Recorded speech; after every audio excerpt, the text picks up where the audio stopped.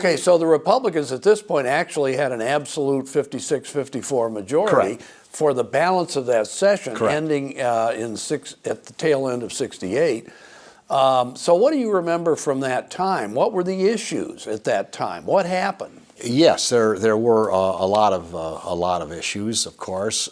Certainly, open housing was one. I mean, probably viewers today don't even know what the open housing issue was, but it had to do with whether or not there could be discrimination in the sale of real estate. And in the Detroit area, it was a big issue.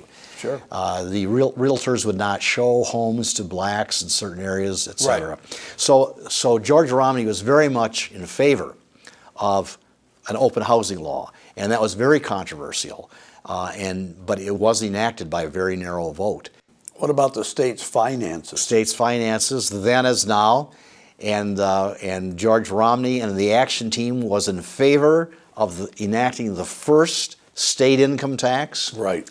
Now, Democrats had advocated for it in the past. Right. Soapy Williams wanted one all during the 1950s. The Republican legislature wouldn't let him have it. The Republican legislature wouldn't let him have it. But George Romney came out in favor of the state income tax. And so we always, to this day, kind of have to chuckle that we of the action team certainly gave some action because we did enact the first state income tax. I believe there were 57 yes votes. So it had like 1 or 2 votes to spare. And I was a yes vote. But one of the interesting things was, I have to sort of chuckle, these days the politicians in Lansing bite their nails over every tax vote. We enacted the first state income tax, and I do not believe that it was even an issue in the following campaign, and it was basically a non-issue. It was non-controversial. Well, it was part of an overall juggling of the tax rates, both for business, for private individuals. There were some tax reductions in connection with imposing an income tax. The whole idea, according to Romney, was supposedly fiscal integrity and getting more of a balance in the tax structure. But you're absolutely right. I mean, it was not a controversial issue after that. Right. So what about the Detroit riot in '68? Did that have any direct impact on what was going on in Lansing? In terms of legislation, my recollection is that it didn't have that much of an impact. But sort of the specter and the memory of it was very present. I mean, debates on issues always somehow, brought in the specter of that. But as far as actual direct legislation, not particularly, because we had actually enacted open housing just before the riots, as I recall. But one area that did emerge then in '68, although I think it was '69 before it was finally resolved, were police and firemen's strikes. And the police and fire and teachers were going out on strike. And public employees had just gotten the right to collectively bargain in Michigan in 1965 and 66, in that previous legislature.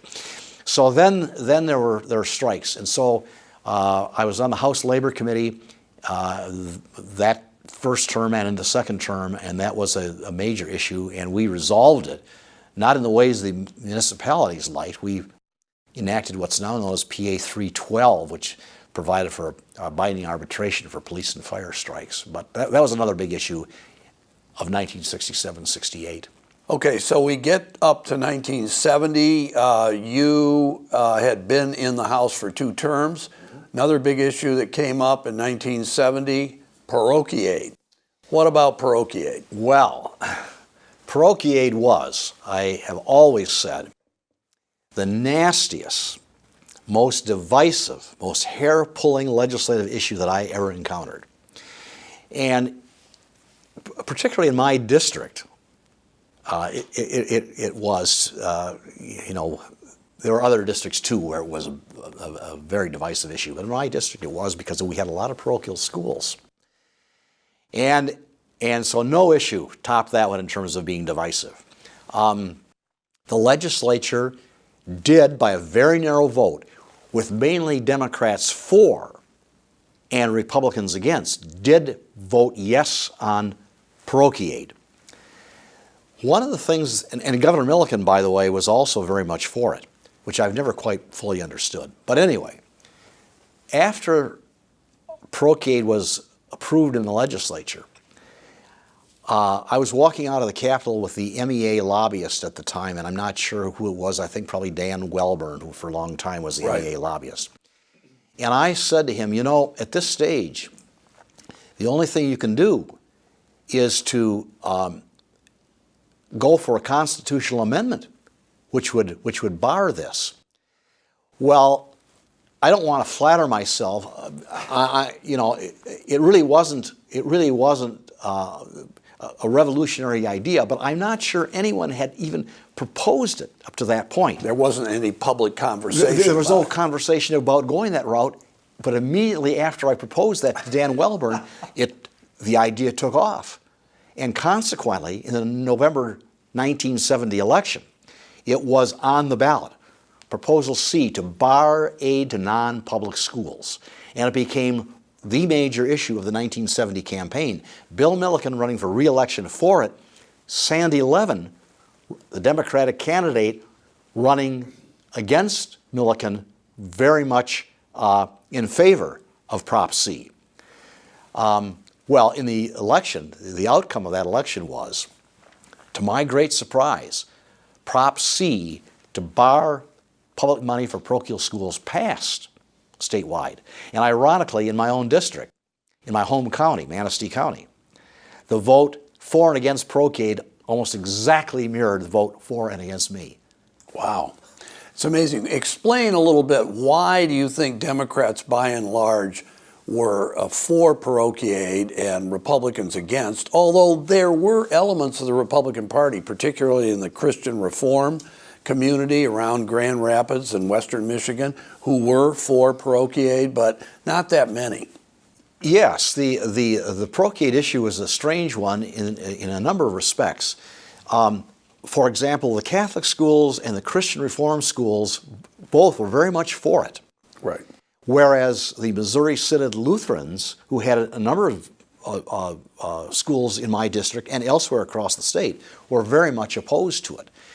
And as you say, the Dems were very much for it. I think probably because there were a lot more Roman Catholics who were Democrats. That's correct. And these were Roman Catholic schools, and they were in financial trouble. Yes, basically, the battle cry was, if we don't get help from the state, we're going to start closing schools. Yes, and they did. That's correct. That's Yeah. correct. Wow. So anyway, huge issue. So we move on to 1972. Richard Nixon is president. He's running for re-election. Bill Milliken is governor. Republicans are in the minority in the House. I think you assumed a leadership role around this time in the caucus for the Republicans. What do you remember about that time, and maybe going into 74 and so forth? Well, again, in contrast to today, I didn't even think about running for a leadership position, no matter how minor, until my third term. And I was elected assistant floor leader in my third term. And then in 1972, after that election, I was elected Republican floor leader. And in 72, we had our best chance to achieve a majority. Because Richard Nixon won a big landslide it was a victory big over landslide. George But McGovern. as we discussed earlier, the Dems, and the plan was written by the unions, had a new reapportionment plan, and it was really fine-tuned. And the result was that although we lost control 60 to 50, there were more than 6 seats that were won by the Dems by the thinnest of margins. I mean, they carved those districts beautifully. In the case of my own district, it changed too, so that the only way you could get from the north of my district to the south of my district and not go into another district was by water. Wow. That's a real gerrymander. That was a real gerrymander. Yeah. So we could have won with a fair plan in 72, but we didn't. And then in 74, I was elected Republican leader of the House. I didn't have any opposition. in the caucus elections, either that time or when I ran for re-election 2 years later.